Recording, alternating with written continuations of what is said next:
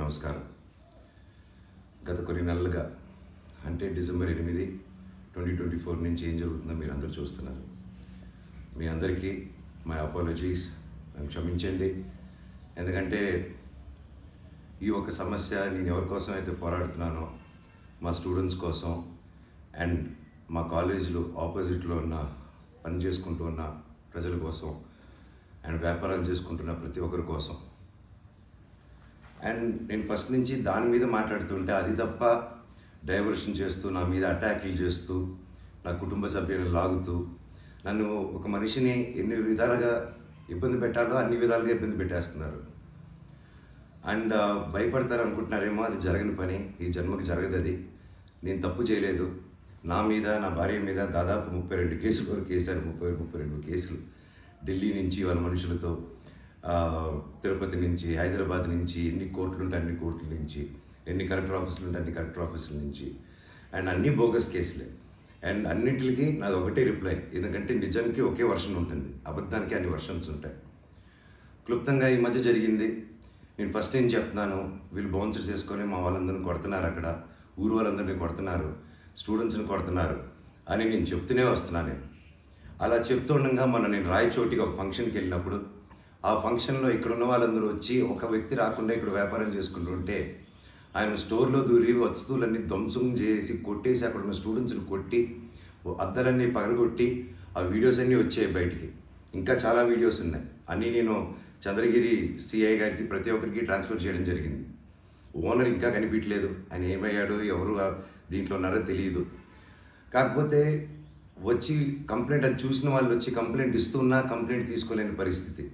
Complaint రాసిస్తే complaint బాగాలేదు, ఇది బాగాలేదు, సో ఇంకోటి రాసుకోరండి. ఒక 3 రోజుల తర్వాత కాదండి చెప్తున్నది కంప్లైంట్ అంటే 3 రోజులు అయిపోయింది కదా, ఇంకెందుకు అంటే ఇన్ని రోజులు నేను కొట్లాడుతున్నారని చెప్తూ పోరాటం జరిగే మధ్యలోనే ఇలా వచ్చి అటాక్ చేసుకుని ఎవడేం చేయలేరు ఇక్కడ అని ఒక మాబ్క్రసీ జరుగుతుంది. అండ్ నిన్న రాత్రి కూడా నాకు ఇంటెలిజెన్స్ నుంచి మా హాస్టల్లో ఉన్న సురేష్ అన్నకి ఆ వాయిస్ రికార్డింగ్ కూడా మీకు పంపిస్తాను.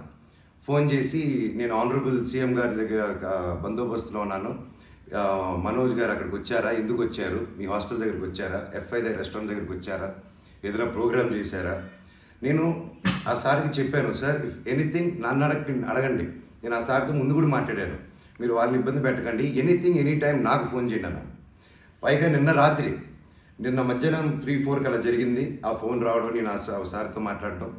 మళ్ళీ నిన్న రాత్రి నేను ఇక్కడ తెలిసిన వాళ్ళ రిసార్ట్లో ఉంటే, ఇప్పుడు దాదాపు ఒక 15-20 ఇల్లు ఉంటాయి ఇక్కడ.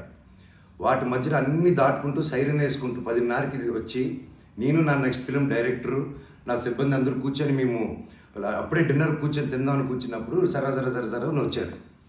సరే ఏంటని అందరూ కంగారు పడి వెళ్ళారు. ఏంటి సార్ అంటే, మీరంతా ఇక్కడ ఏం చేస్తున్నారు, నేను సీఎం గారి దగ్గర నుంచి వస్తున్నాను, ఆనరబుల్ సీఎం గారి దగ్గర నుంచి వస్తున్నాను, నీ పేరేంటి, ఏ ఊరు, అసలు ఇక్కడ ఎందుకు ఉంటున్నారు మీరు అని రాత్రి 10:30కి ఒక ఎస్ఐ గారు, కానిస్టేబుల్ గారు.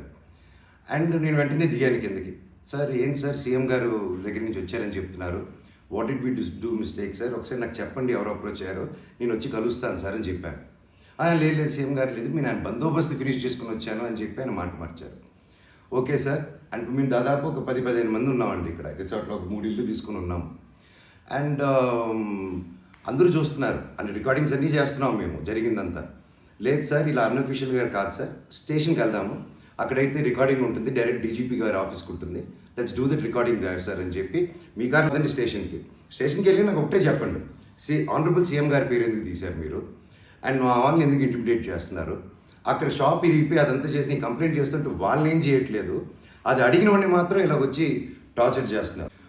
భయానికంటే ప్రేమ గొప్పదండి, అది నేను నమ్ముతాను. అండ్ నేను మళ్ళీ చెప్తాను, జరిగింది ఇది. అండ్ నేను అక్కడికి వెళ్ళిన తర్వాత పోలీస్ స్టేషన్కి నేను నా కారులో ఎక్కి స్టేషన్కి వెళ్ళాను. వెనకెళ్ళి ఎస్ఐ గారు వస్తున్నారు. స్టేషన్ లోపల ఆగి వెళ్ళిన తర్వాత ఎస్ఐ గారు 500 మీటర్ల దూరంలో ఆగారు. ఆగిన తర్వాత మా వాళ్ళు వెళ్ళి సార్ వెయిట్ చేస్తున్నారు, 2 ఎందుకు వస్తానని కారు తీసి ఆయన వెళ్ళిపోయాడు, ఆయన కానిస్టేబుల్ గారు. నేను లోపలికి వెళ్ళి హెడ్ గారు ఉన్నారు, ఇంకో కానిస్టేబుల్ గారు ఉన్నారు. అయ్యా కెమెరా ముందు మాట్లాడదామని చెప్పి, అయ్యా ఇలా వచ్చి నన్ను డిస్టర్బ్ చేశారు, ఎందుకు చేశారంటే ఎస్ఐకి ఫోన్ చేసి నేను తీయట్లేదు సార్ అంటే స్పీకర్ పెట్టండి అన్నాను, అన్నీ రికార్డ్ చేశారు.